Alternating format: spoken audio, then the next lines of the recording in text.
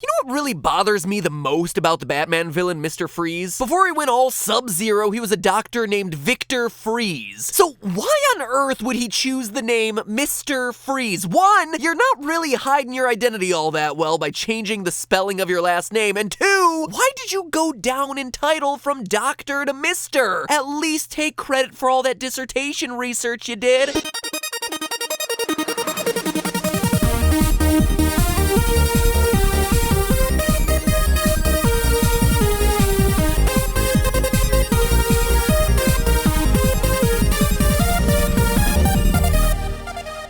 Internet, welcome to Film Theory, where what's cooler than being cool? Science. I also would have accepted ice cold.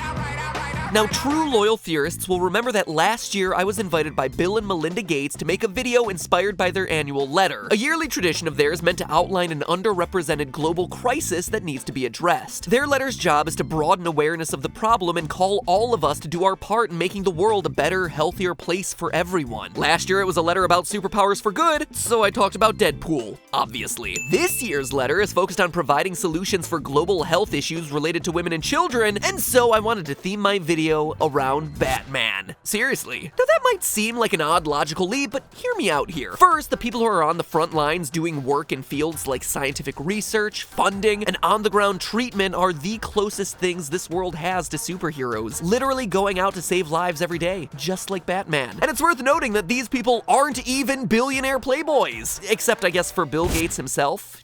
He probably qualifies. Just like Batman, these people are making a difference. Since 1990, the lives of 122 million children have been saved by the efforts of these everyday heroes. And it's not just for children either. Since 2010, HIV infections are down by 5%. Back then, only 7.5 million people were getting treated. Now it's over 17 million. Deaths from malaria are down a whopping 29% in that same amount of time. The work of these real-life superheroes is making a difference, and our support in whatever way, from monetarily to donating our time to just spreading awareness, is taking down diseases and quite literally changing lives and making the world a better place. But seriously, what does any of this have to do with Batman? Well, old Willie Gates has challenged me to make a video on the subject of finding treatments for some of the world's most aggressive and incurable diseases. Got me thinking about Mr. Freeze. Now, if there's one villain that needs to be rebooted, it's this guy. And no, I'm not just saying it because of Arnold Schwarzenegger's endless stream of terrible ice puns from Batman and Robin. Cool party. All right, everyone. Chill. Always winterize your pipes.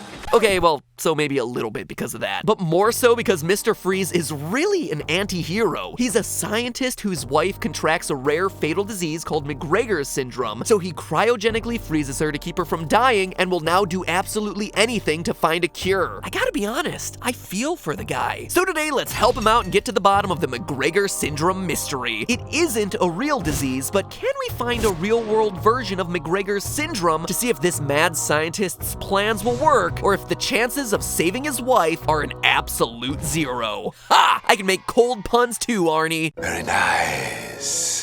But alas, just because I can doesn't mean that I should. So, to start, what does the Batman universe tell us and show us about MacGregor Syndrome? The first time it's alluded to is in an episode of Batman the Animated Series from 1992 with that epic music and incredible art style, which explains how Victor Freeze turns evil when he attempts to research a cure for his wife Nora's disease and is forcibly stopped. The disease itself isn't named MacGregor Syndrome until a few years later in the film Batman and Robin. My vines have a crush on you. No! No! God, please, no! That film also gives us our first clues as to the nature of the illness. When Batman and Robin inspect Nora's cryotube, you can clearly see that it has 4 stages. Later on in the movie, we see that Mr. Freeze has found the cure for the first stage, and it's some sort of weird glowing Gatorade. And that's honestly about it, because we never see Nora suffering from the disease at all. She's frozen and lifeless throughout the movie. Much like George Clooney's performance. Heyo! Shots fired. Bow, bow, bow. That's my makeshift air horn. Instead, some of our best clues come not from the movies or animated series, but from season 2 of Gotham, in which we see Victor Fries. Yeah, for some reason they changed his name, so now it's pronounced like French fries. Much better for hiding your identity there, Vic. Actively working on the cure for a very sick, but also very alive Nora. In these episodes, we see her cough up blood, have difficulty breathing, and generally seem to be pretty darn frail. Still, not a whole lot to go off of, but when most others would walk away, that's when I get really intense. In the direct-to-video movie Batman and Mr. Freeze Sub-Zero, Freeze learns that Barbara Gordon has the exact same rare blood type as Nora. So to save his wife, he tries to kidnap Barbara so he can perform a fatal organ transplant. And digging even deeper across the DC universe, we find that Nora isn't the only one suffering from the disease. In the CW series The Flash, Francine West reveals that she also has MacGregor Syndrome, and that it's common among ex-drug addicts. That's a huge clue, but I'm still not done. The biggest hint of all comes from Arrow, where William Tachman, aka the Clock King, is determined to have MacGregor Syndrome, which is described in the episode as MacGregor Syndrome. It's a genetic defect that creates fluid buildup in the lungs, which leads to oxygen deprivation and multi-system organ failure. So to recap, it's genetic, attacks the lungs, has 4 stages, is treated with glowing goop, can hit other organs, can potentially be solved with a transplant, and is more common among drug addicts. That's a lot of information, so maybe through the process of elimination, we'll be able to get to the bottom of Nora's disease dilemma. And spoiler alert, it's not lupus. Don't worry, Dr. House, I checked. So let's start with the obvious solution, lung cancer. In Batman and Robin, the main conflict of the movie is that Nora is in an advanced stage of MacGregor Syndrome. Whereas later on in the movie, we learn that everyone's favorite butler, Alfred, except you, Mr. Beauregard, you're the best, has just been diagnosed with stage 1. Now, as many people know, cancer progresses in 4 stages. From the first, where the cancer is small and contained only in the location of the tumor, to stage 4, in which the cancer is spread to many tissues in the body, making it much more likely to be fatal. Combine this fact with the blood that Nora coughs up, and it's not too hard to make a strong case for lung cancer. But that is where the similarities stop. Riddle me this, theorists. Why would the cure be a liquid that Wait, that's just a reference to the radiation used during chemotherapy. Huh. Then what about the organ transplant from Sub-Zero? I guess that would just be her getting a new lung to replace the one that's too damaged from the cancer. Darn, this is looking a lot more open and shut than I expected. What about that obscure moment from The Flash? Cancer isn't more likely to be an ex-drug addict, so wrong.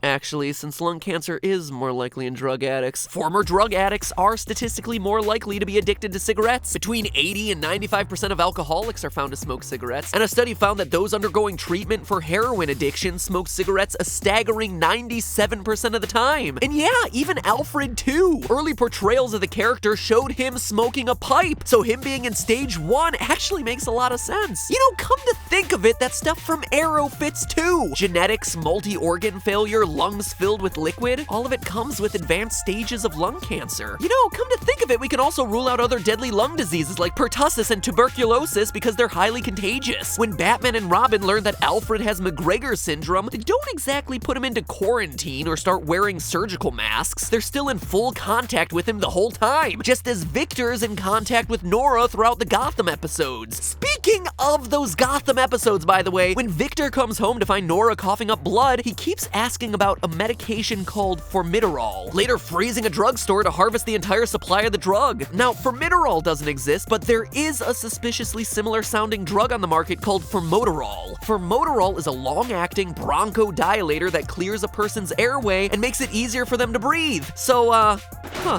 guess it's lung cancer? I expected it to be a bit tougher than that. I mean, I guess you could say that lung cancer isn't rare, but there are plenty of weird, unique strains of cancer out there, so damn. I thought we would pull some really obscure, rare lung thing. I had this whole episode planned, eliminating things one at a time, building to the big final twist, but not really used to this. My 7-paragraph structure is just thrown out the window. I don't know, I guess I could just end the episode now? But hey, wait. What's interesting about Mr. Freeze's situation isn't the disease itself, it's the cure. You see this woman, Nora Freeze, tube girl? Yeah, her. Mr. Freeze froze her to stall for time until he discovered a cure, except here's the thing. This girl right here in the tube, she's already cured. That person that you're seeing suspended in this tube right now, in that present moment, she is cancer-free. MacGregor Syndrome free. No joke. Mr. Freeze has cured her. And here's how. It's a treatment called cryosurgery, and it literally means curing cancer by freezing the cancer cells directly. Specialized surgeons use super targeted cold rays in a cryo probe. Just think Mr. Freeze's cold ray just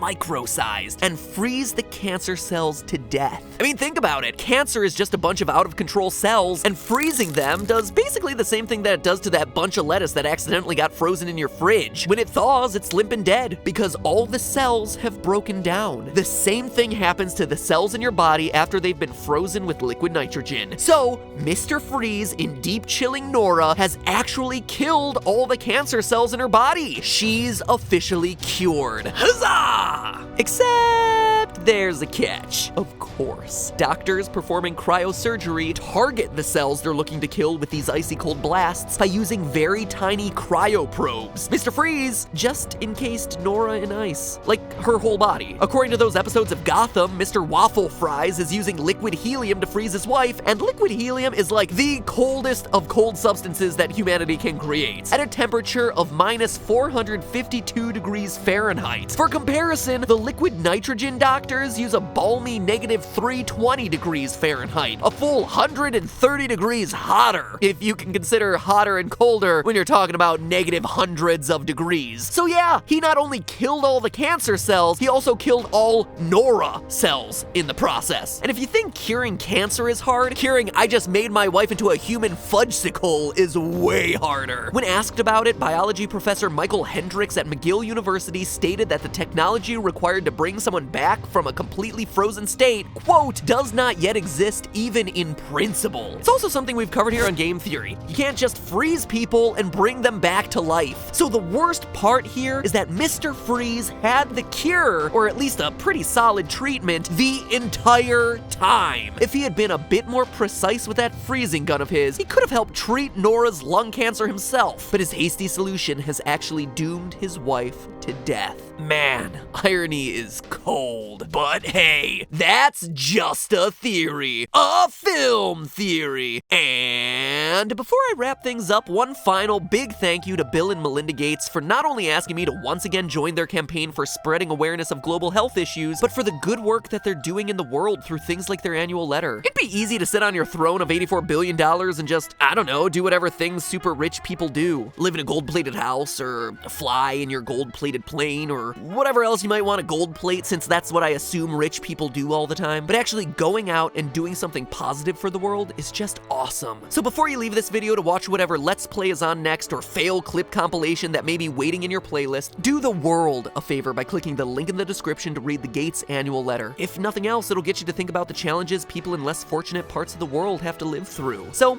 educate yourself and be a force for good by clicking that link. Because if I can get really real here for a second, true success in life isn't defined by how much you earn, but rather by how you leave the world a slightly better place than when you first enter it. Thanks guys, and I'll see you all next week.